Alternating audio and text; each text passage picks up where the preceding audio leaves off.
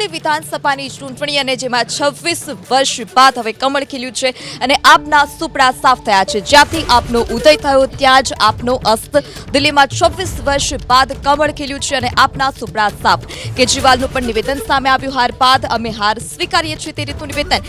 જે નેતા ગયા હતા જેલમાં તેઓ હારી ચૂક્યા છે। કેજરીવાલ, સિસોદિયા અને જૈનની હાર થઈ છે। સત્યેન્દ્ર જૈન પણ હારી ચૂક્યા છે। જે દિગ્ગજ મોટા નેતાઓ કહી શકાય આપના તેઓની હાર થઈ છે। દિલ્હી ચૂંટણીમાં ભ્રષ્ટાચારનો સૌથી મોટો મુદ્દો બન્યો હતો ત્યારે અરવિંદ કેજરીવાલ, મનીષ સિસોદિયાની આ ભૂંડી હાર અને હાર બાદ અરવિંદ કેજરીવાલે સંબોધન પણ કર્યું અને તેઓએ કહ્યું કે અમે જે હાર્યા છીએ તે હાર અમે સ્વીકારીએ છીએ। 10 વર્ષ સુધી અમે લોકોએ જનતાની સેવા કરી છે, તમામ સુવિધાઓ જનતાને આપી છે, પરંતુ હવે જે આગળ ક્ષતિઓ રહી છે તે ક્ષતિઓ પણ અમે આવનારા સમયમાં પૂર્ણ કરીશું। ત્યારે આપની હારને ગૃહમંત્રીએ પણ પ્રત્યુત્તર આપ્યો હતો। દિલ્હીમાં ભવ્ય જીત બાદ ગૃહમંત્રી શાહે જનતાનો આભાર માન્યો છે અને અહંકારની હાર થઈ હોય તે પ્રકારનું તેઓનું નિવેદન। આ સમગ્ર મામલે પણ આપણે વધુ વિગતો મેળવીશું।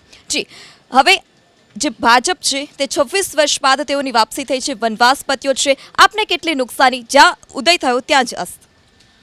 આપને ઘણી બધી નુકસાની બિલકુલ, કારણ કે જે પૂરા દેશમાં આગળ વધવા માટે એમના માટે દિલ્હી બહુ મહત્વપૂર્ણ રાજ્ય હતું અને બીજી એક વસ્તુ હતું કે કંઈ પણ ના થાય તો એમના માટે એક પલ્લું ઝાડવા માટે હંમેશા કેન્દ્ર સરકારનું નામ હતું, રાહુલ ગાંધીનું નામ હતું, બધા નામ હતા।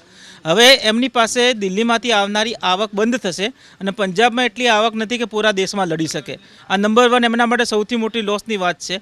જે ભ્રષ્ટાચારના મુદ્દાઓ લઈને ચાલતા હતા એ જ મુદ્દા પર એમની હાર થઈ છે।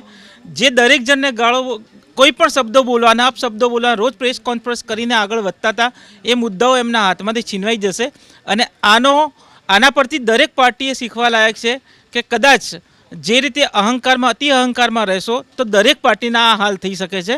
મને લાગે છે ડાઉન ટુ અર્થ થઈ અને જનતાના મુદ્દાઓ પર કામ કરશે એ પાર્ટી આગળ વધે છે।